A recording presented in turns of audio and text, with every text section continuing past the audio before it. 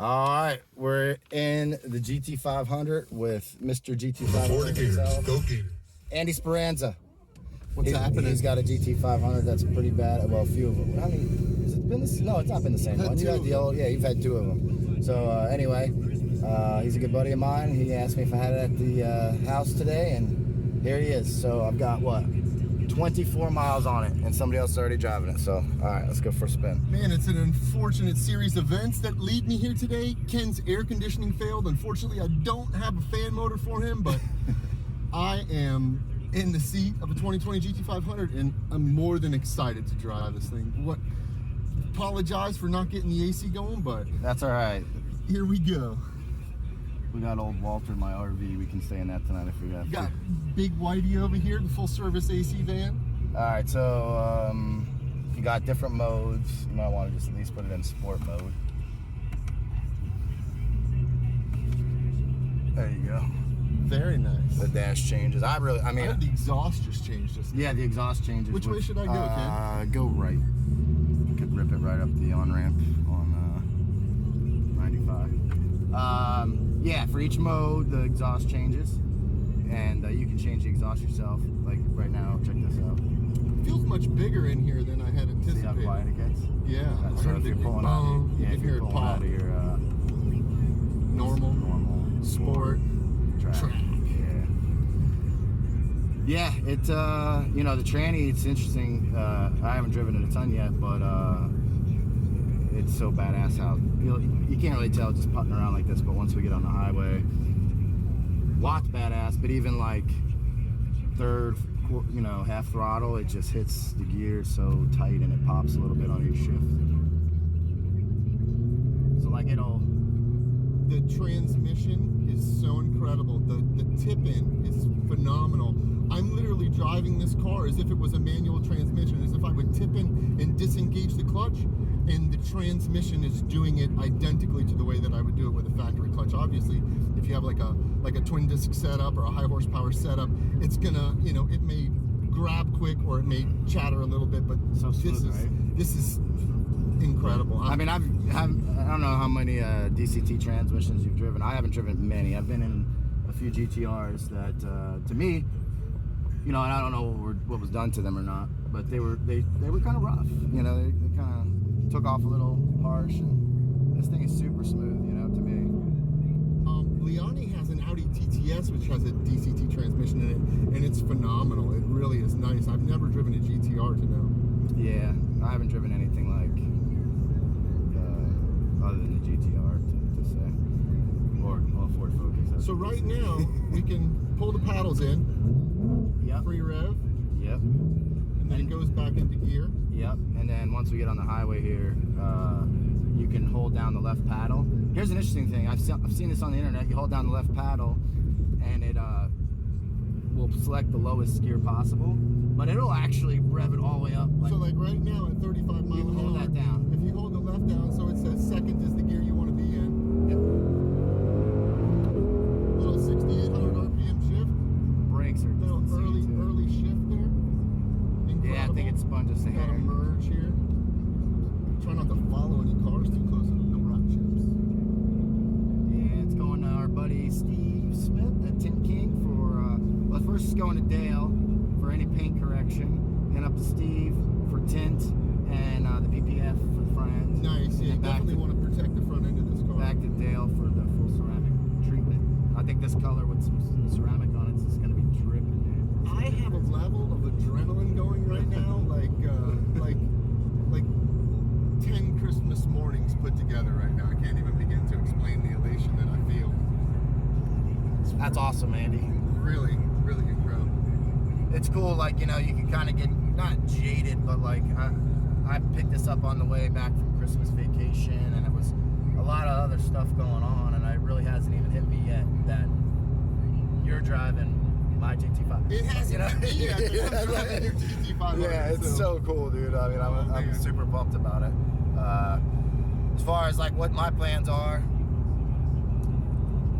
you can give it a bust to get back on. Bust it on and then hit it hard on the entrance ramp or something. As far as my plans for the car, I'm trying to walk both sides of the fence. The catalytic converters on these things are pretty fragile, so we really got to spend some time. Got to spend some time doing a really thoughtful catalytic converter stock engine tune.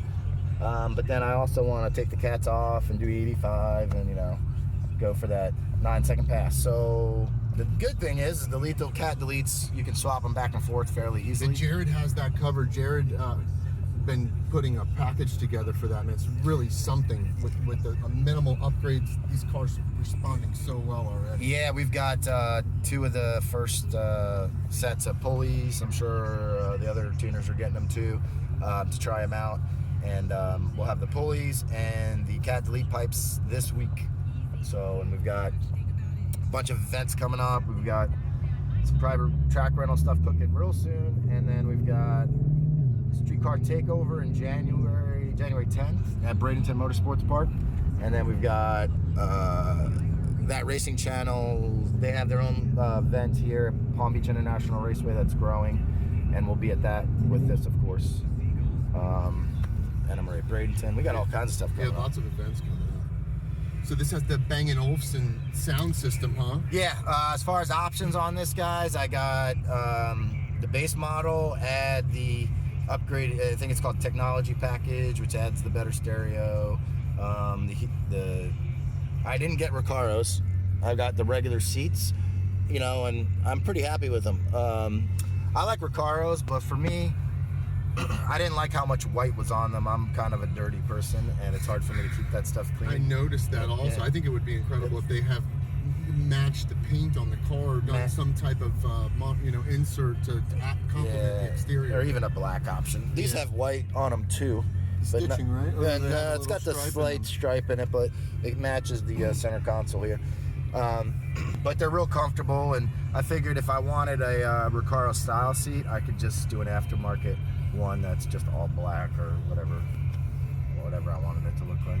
Really, just what else did I get? The black and roof. The black roof, and that's now, it. they make a carbon insert. Yeah. Is this the carbon insert that they make? No, and I sort of regret that I didn't get it. And this is just this factory one. Here's my thought process on that. I was trying to make sure I didn't order something that would hold it up. So I was like, will the carbon piece hold it up? Well, what options are going to hold it up? Got to hit it. Like here, kid. Wow. 103 mile an hour on the on-ramp. Yeah, and it doesn't even feel like you're going fast. Very linear. Yeah. Very, just the way the car puts the power down. And even just play a little bit yourself with the paddles, just up and down, how quick it is. You know? It's very responsive. I mean, it's just like instantaneous. 7,500 RPM shift. Incredible. Just incredible. There's so much traffic around me. This guy's moving over. People are like not staying in their lane. Not necessarily the safest with the holiday traffic, but most enjoyable. When is it ever safe to drive down here? It's never safe to drive down South Florida. There's always somebody going 40 miles an hour in the left lane. Yeah, Or and something you got, stupid. a couple of knuckleheads in a GT500 ripping 100 mile an hour on an acceleration ramp on 95. So Yeah. Here's another thing. I don't normally care about this stuff, and I really don't still, but it's chassis number 466. That's pretty cool, I think, especially since it's the first year of this generation. So I think it's probably one of the first 300 or 400 delivered. Well, obviously it's 466, but I think only like 200 or 300 have been delivered. transmission downshifting on its own in sport mode. The color, the exterior color on this car is phenomenal. The presence that it has in person, pictures don't do it justice. The car has a black theme on it, and with the black painted roof, it flows so smoothly. It looks really, really incredible to see. All right, here's one thing. I got one beef, and you tell me what you think. Look at right there on the back side of the hood, under the hood. Does that look like it's like not painted really well? It looks kind of shitty to me. It looks like it might have been the start point from where the metallic isn't blended, or the metallic accumulates in the tip, and right when it starts off, sometimes it does that. The whole underside looks like it's just not really hit very good. How does it look on the bottom of the hood? Obviously, we'll pop the hood after this. All right, as you guys have probably seen, it's got these hood pin things. They're a little hard to push. That's in. That's good. And then it still has a normal thing down here, but it does have a, it's heavy. It does have a hood prop. The other cool thing I didn't know about was there's a tow hook from the factory. I believe, I would assume it goes right here. Let me grab it real quick.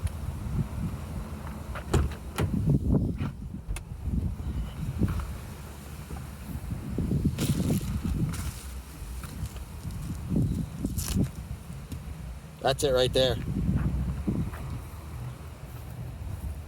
So I assume this right here pops out and then you screw this in. Now obviously this looks like shit.